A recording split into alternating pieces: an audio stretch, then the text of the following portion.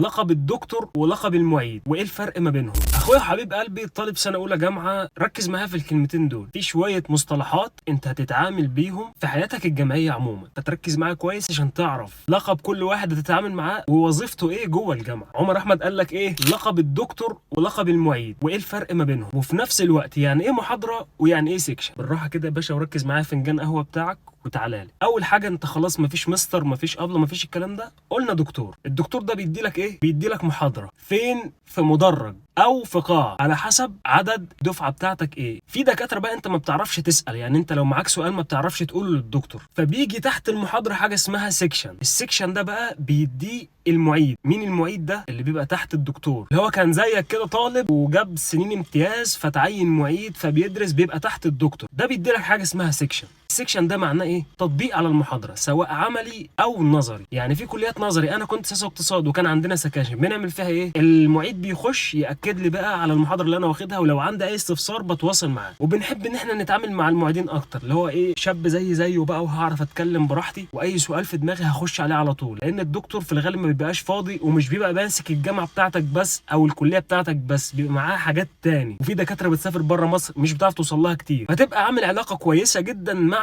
معيد الماده بتاعتك. خليك واد حلو كده وبنت حلوه وما تعملش اي مشاكل معاك، عشان الانطباع الاول بيدوم معاك ال4 سنين. كلمه واجب بقى اللي هي بتاعت المدارس دي تنهيها وتنساها خالص من حياتك. دلوقتي بدل الواجب في حاجه اسمها تاسك، في حاجه اسمها اساينمنت، في حاجه اسمها تكليف، على حسب بقى الدكتور اللي بيتعامل بيه معاك ايه. انما حوار واجب ده مفيش. شغل المدارس ده تنساه تماما. لقب العميد. العميد ده اللي هو مين؟ اعلى سلطه عندك في الكليه، العميد، ويبقى تحته مدير الكليه ورؤساء الاقسام والدكاتره والمعيدين. دي الشجره بتاعتك اللي بتبقى جوه الجامعه. انا كده بكلمك داخل الكليه بتاعتك بس. فوق العميد بقى اللي هي الجامعه بقى، رئيس الجامعه والناس اللي تحته. الانطباع الاول بيدوم، وخليك فاكر كلامي كويس. الفيديو اللي جاي بقى هكلمك عن حاجه مهمه جدا، اتحاد الطلبه، ولو تعرف حاجه عنه اكتب لي في الكومنتات. عمر احمد قال لك ايه؟ قال لك ما تنساش الفولو والكومنت والمنشن لصاحبك، واشوفكم في فيديو جديد باذن الله. واي استفسار خش ابعت لي على الانستا، وكل الاكونتات بتاعتي هتلاقيها في البايو. بالتوفيق، سلام.